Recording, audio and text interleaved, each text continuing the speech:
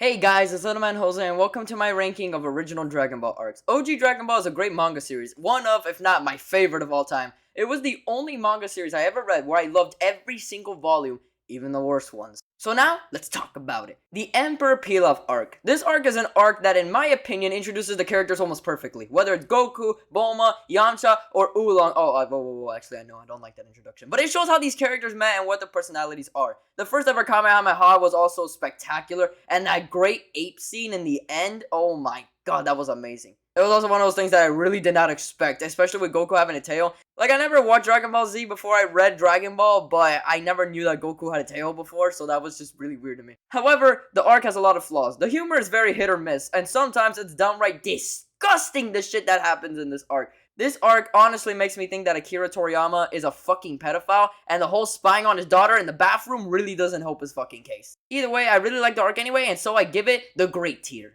The first ever tournament arc, an arc that I originally thought was the best arc in OG Dragon Ball, but not really anymore now that I have reread it. I really liked the Master Roshi training in the beginning of this arc. I thought it was funny. I really liked Krillin and his asshole nature. I liked how stupid difficult the training was, and to see them jump high as fuck and be super overpowered when they finished their training, it was amazing. But the fights in this arc are nothing to really root for. Most are boring as shit until the end. Krillin vs. Jackie Chan is still the funniest fight I ever read in Dragon Ball, and Goku vs. Jackie Chan was so fucking awesome, holy shit. But since most of the fights were lackluster, I gotta give it the good tier.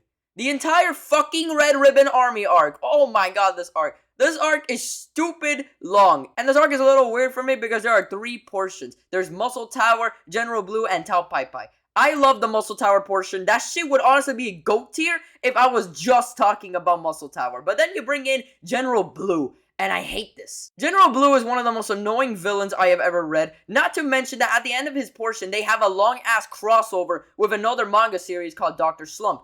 And this is canon. What? You're telling me this crossover is canon? You're telling me that Dr. Slump takes place in the same universe as Dragon Ball? Get the fuck out of here, man. That is stupid. But then the Tao Pai Pai portion of this arc really brings it up for me. Tao Pai Pai is one of the most important villains in the series, as he was the first villain in the series who actually gave Goku a hard-ass time. A massive ass beating to be spoken of in history. This is also where we meet Korin, or Karin as he's called in the manga, and this is one of the only times where he ever gets any screen time, the poor little fucking cat. But he was a decent mentor to Goku and taught him a whole lot to beat the assassin, which he did. And then there's the part where he destroyed the Red Ribbon Army base, killing everyone there. Yes, he murders everyone. I love it. But because of General Blue, I gotta give this arc a good tier in front of the tournament. The Fortune Teller Baba arc.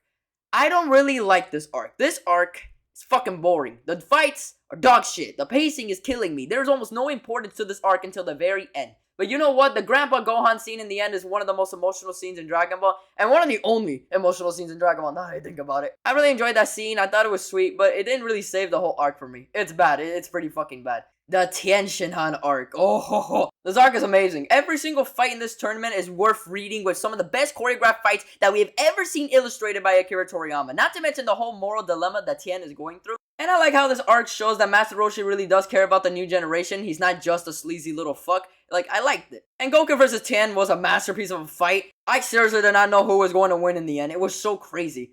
This arc is GOAT tier. The Demon King Piccolo arc is one of the best things I have ever read in my fucking life, guys, I swear to you. Krillin dies in the first 2 pages of this arc. Are you serious? And then we meet Yajirobe, a funny-ass motherfucker that I really like. Goku dies, and somehow he comes back. I don't understand that, but I don't care. Then Master Roshi, the almighty master, the best teacher in the series, fucking dies after failing to capture Piccolo. Then Piccolo kills Chaozu. And now Piccolo is young because of the Dragon Balls. And no, that's not all, guys. That's not all. You guess what he does? You know what he does? He kills the Dragon God Shenron! I didn't even know you could do that! Now there are no more Dragon Balls, so everyone is fucked. Then he takes over the world as the new king. Then Goku comes and nearly dies again until punching a fucking hole through Piccolo's chest. Then, oh no, we're not done here. Then he makes a demon baby. I'm gonna say this again. He pushes out a demon baby out of his mouth, tells him to kill Goku in the future, and then blows up. This arc is a roller coaster that just never stops surprising you with new deaths and new power-ups, and I love it, man.